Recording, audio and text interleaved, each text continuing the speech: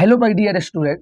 तो फाइनली मैं आपके लिए 27 फरवरी का जो विज्ञान का पेपर होने वाला है उसके लिए मोस्ट इम्पोर्टेंट वीवीआई क्वेश्चन लेकर आ गया हूँ। ठीक है, अब यहीं से क्वेश्चन आपका आएगा, कहीं आपको कुछ करने की जरूरत नहीं है, कहीं पढ़ने की जरूरत नहीं है। यहीं से मैं तैयारी कराना स्टार्ट कर दिया हूँ और सारे सब्जेक्ट का यहाँ पे तैयारी चलेगी। ठीक है, 27 फरवरी को 100%, 100 नहीं 200% यही क्वेश्चन आएगा। मैं 30 क्वेश्चन तैयार किया हूँ। ठीक है, 30 मोस्ट इंपोर्टेंट क्वेश्चन, 100 में 95% करना है। ठीक है, 100 में 95% आपको करके आना है एग्जाम में। तो सेकेंड पार्ट के लिए आप वेट करेंगे तो अभी मेरे चैनल को सब्सक्राइब कर लीजिए ताकि सेकेंड पार्ट का नोटिफिकेशन सबसे पहले आप तक पहुंचे। ठीक है, चलिए, एक उत्तल दर्पण का फोकस दूरी 10 सेंटीमीटर दिया है, तो दर्पण का वक्रता त्रिज्या क्या होगी। उत्तल दर्पण का फोकस दूरी 10 सेंटीमीटर दिया है, तो वक्रता दर्पण का वक्रता त्रिज्या क्या होगी। चलिए, इसको समझाने के लिए मैं एक पेपर लेता हूँ। देखिए, ये फोकस दूरी क्या होता है, एफ से डिनोट करते हैं, यानी एफ को का वैल्यू 10 दिया हुआ है। ठीक है, यहाँ पे 10 सेंटीमीटर। आर का वैल्यू पूछ रहा है, तो आपको पता है आर इजकल टू 2एफ होता है ना। आर इजकल टू 2एफ, तो R is equal to 2 multiply F का वैल्यू 10, यानी 10 दूना 20, यानी आर का वैल्यू कितना हो गया 20 सेंटीमीटर। ठीक है, तो वक्रता त्रिज्या क्या हो जाएगा 20 सेंटीमीटर। तो इसमें ऑप्शन देखिए 20 कहाँ है, यानी ये बी नंबर था, इसको सही कर दीजिए। ठीक है, इसी तरीके से आपको एग्जाम में बनाना है। ठीक है ना, सारे क्वेश्चन को एकदम 100% सारे क्वेश्चन को समझ लेना है। एक बार वीडियो ना समझ में आए दूसरा बार देखना है। ठीक है, चलिए, तो ये मैंने बता दिया, उत्तल दर्पण का फोकस दूरी दिया है। अब वक्रता त्रिज्या ज्ञात करना है, तो 2 से मल्टीप्लाई कर देना, आपका आंसर निकल जाएगा, क्योंकि आर इजकल टू 2एफ होता है। ठीक है, चलिए, एक अवतल दर्पण की वक्रता त्रिज्या 30 सेंटीमीटर है, तो इसकी फोकस दूरी बताइए। देखिए, उसका ठीक उल्टा क्वेश्चन है। अब वक्रता त्रिज्या दे दिया है और फोकस दूरी पूछ रहा है, और किसमें, अवतल दर्पण में पूछ रहा है। ठीक है, अवतल दर्पण में वक्रता त्रिज्या दिया है, फोकस दूरी पूछ रहा है। तो देखिए, इसमें आर का वैल्यू हमारा दिया हुआ है, और आर इजक्वल टू अवतल दर्पण में माइनस में आर होता है, याद रखिएगा, अवतल दर्पण है तो माइनस में इसका होता है। ठीक है ना, वक्रता त्रिज्या।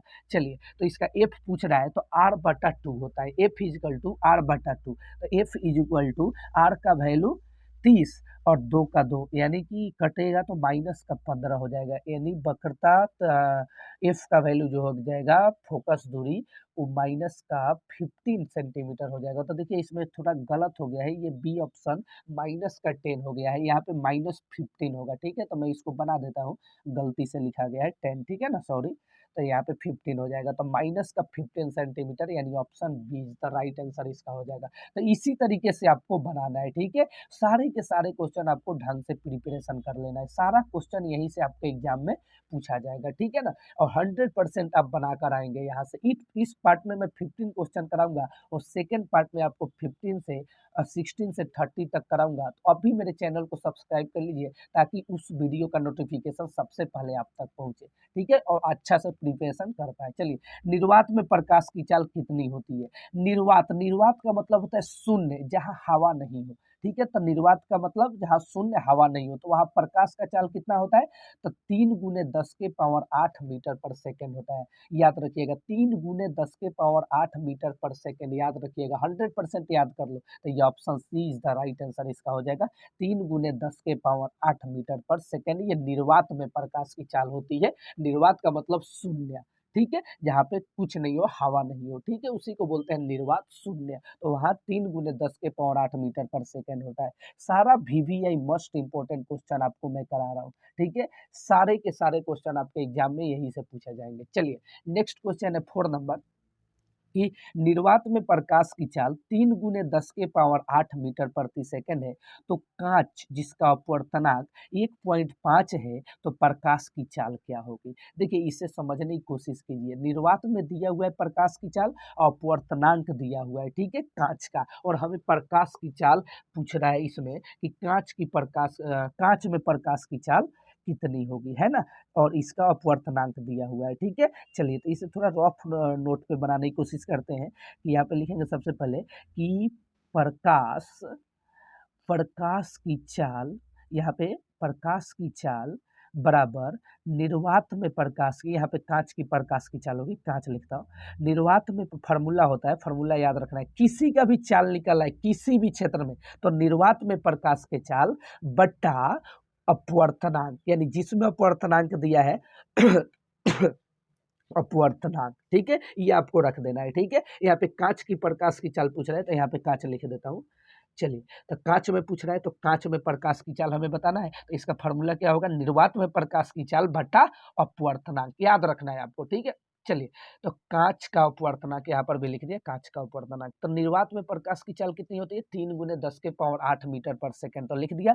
अब कांच का अपवर्तनांक कितना दिया हुआ है, 1.5 दिया हुआ है, देखिए ऊपर, ठीक है, तो 1.5 मैंने यहाँ पे लिख दिया। एक जीरो हटाया तो एक पॉइंट हटाया तो एक जीरो ऊपर चढ़ जाएगा, यानी 30 हो जाएगा, और ये 10 के पावर 8 मीटर पर सेकेंड, और ये 15 हो जाएगा, ठीक है। 15 दूना 30 हो जाएगा, और 2 गुने 10 के पावर 8 मीटर पर सेकेंड ये हो जाएगा, ठीक है। चलिए, तो यही आपका कांच में प्रकाश का चाल हो जाएगा, 2 गुने 10 के पावर 8 मीटर पर सेकंड। तो देखिए इसमें कहाँ दिया हुआ है, तो देखिए ऑप्शन डी दिया हुआ है, 2.0 गुने 10 के पावर 8 मीटर पर सेकंड, ठीक है। तो यही आपका सही आंसर हो जाएगा, बराबर।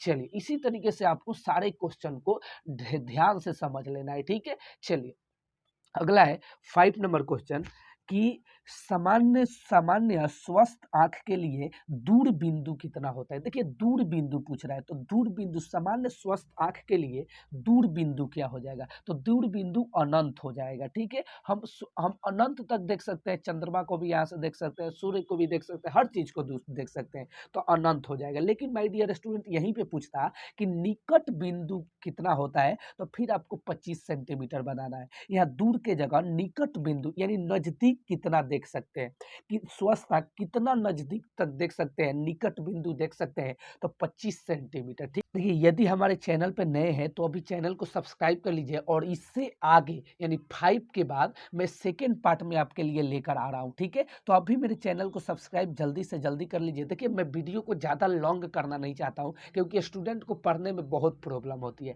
इसलिए मैं वीडियो को लॉन्ग नहीं करता, पार्ट 1 पार्ट 2 पार्ट 3 ऐसे करके लेकर आता हूँ। तो अभी अभी चैनल को सब्सक्राइब कर लीजिए, ताकि लेटेस्ट नोटिफिकेशन सबसे पहले आप तक पहुँचे, ठीक है। तो मिलते हैं नेक्स्ट वीडियो में, तब तक के लिए बाय बाय।